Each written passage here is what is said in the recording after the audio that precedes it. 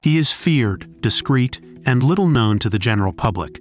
Nevertheless, he is considered the most powerful banker on the planet and the commander of one of the largest banks in the world, JP Chase. This is Jamie Dimon, the banker who has been leading the traditional financial institution since 2006 and is now responsible for managing trillions of dollars. But how did he reach this position? Why is he the most powerful banker in the world? In this video, you will learn about the story of James Dimon and how he became so powerful.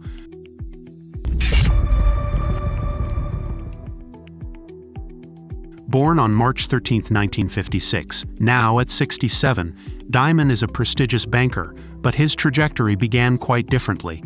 He graduated in psychology and economics, but over the years he specialized in the financial sector with an MBA from the famous Harvard University. His first opportunity in the financial sector was at American Express in 1982, where he built his career until 1996, holding various executive positions. With formidable work, he eventually caught the attention of Citigroup, and he became the president of Citigroup, leaving the competitor. Nevertheless, he stayed only 4 years at Citigroup and headed to Bank One, where he became CEO. With an aggressive approach, he managed to make a leap in the bank that caught the attention of the JP Chase banking conglomerate, which not only acquired Bank One, but also gave Dimon the opportunity to be part of the Giants executive team, making him the CEO of JP Chase in 2005 and also its president since 2006. Since then, Dimon has been the main figure of the extremely traditional bank, resulting from the merger of JP and Chase banks, which joined forces in 2000 to form a superbank.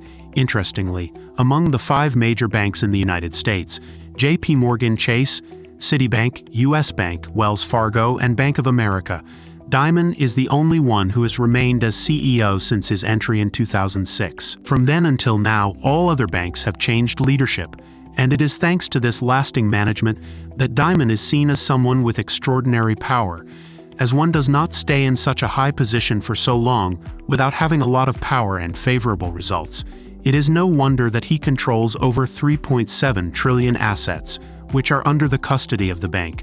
However, this value may be much higher since it was recently made public that the bank has a special fund called 23 Wall, created to serve 700 ultra-rich families, whose fortunes, if combined, amount to more than $4.5 trillion. In addition, the bank also offers various services for large businesses and even for governments. And to have such a lasting management at the forefront of the bank, Dimon demonstrated a series of skills and talented movements, including some notable mergers and acquisitions. One of them was the acquisition of Bear Stearns during the peak of the 2008 financial crisis. At the time, many were trying to understand how to survive the crisis. That's how Dimon went on the attack and absorbed the troubled bank, which was one of the most affected by the crisis, integrating Bear Stearns' entire client portfolio and assets into JP. Moreover, in the same crisis, the bank also swallowed up Washington Mutual, one of the largest savings and loan institutions in the United States. The move placed a series of physical branches and a robust customer portfolio under the umbrella of JP Chase. With these acquisitions, the crisis that should have been a moment of enormous challenge turned out to be a moment of enormous growth for the American bank, which diversified its areas of operation and its sources of income. So much so that in 2010, the bank also expanded its effective operation in the United Kingdom when it partnered with the Cazenove Capital Group.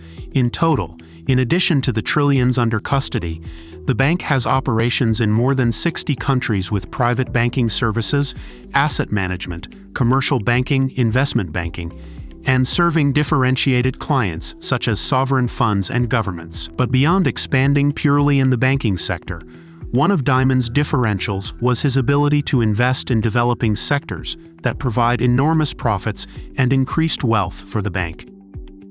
Before continuing with the video, I have a brief message. These videos take a lot of effort to make, so if you're still watching, leave a like to support our work. Also, consider subscribing and leave a comment below. Any comment helps. Now back to the video. Since taking on the top position at JP Chase, Dimon has invested in highly scalable companies in sectors such as technology, security, and fintechs. Moreover, the bank continues this activity to this day.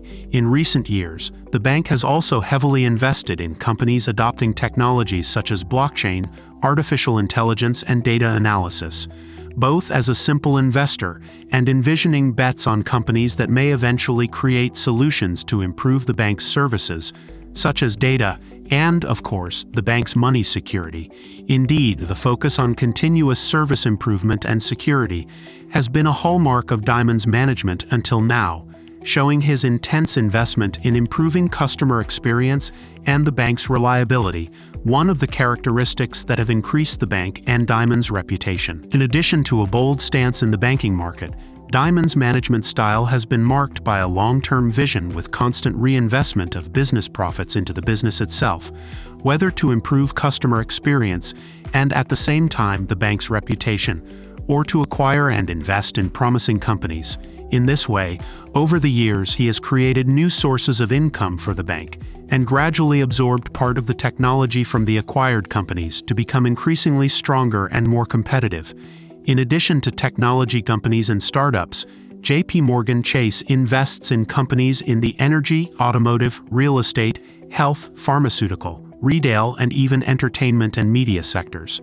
With these investments in 2022, JP Chase was the sixth most profitable bank in the world, with a return of 16.9% on its equity.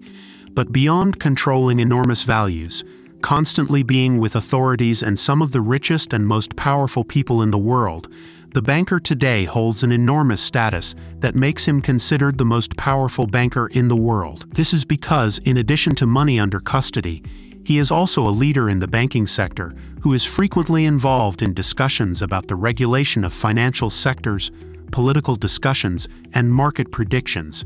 In addition to his individual influence, he is also a member of global boards and institutions such as the Business Roundtable and also the United States-China Business Council. Moreover, he recently picked a fight with the world's central banks because, according to him, they have been wrong 100% of their market predictions in recent years.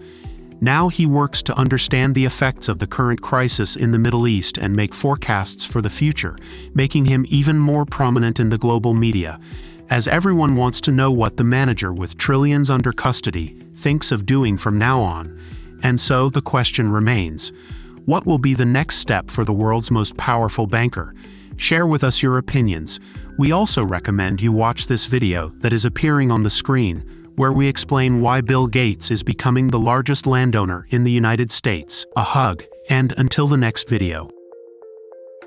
Do you know which business model offers high profit margins, immense scalability, and requires low initial investment? The startup market specializing in software development is the optimal choice to bring together all these advantages. However, the only place where you will truly find a highly scalable service that demands low investment is with Roadmap. Roadmap has global experience providing consulting and developing apps for startups in the United States, Europe, and Latin America, making it by far the best option for new entrepreneurs. If you want to venture into the premier market, contact Roadmap right away through the website www.roadmap.co/home or via email at contact@roadmap.co.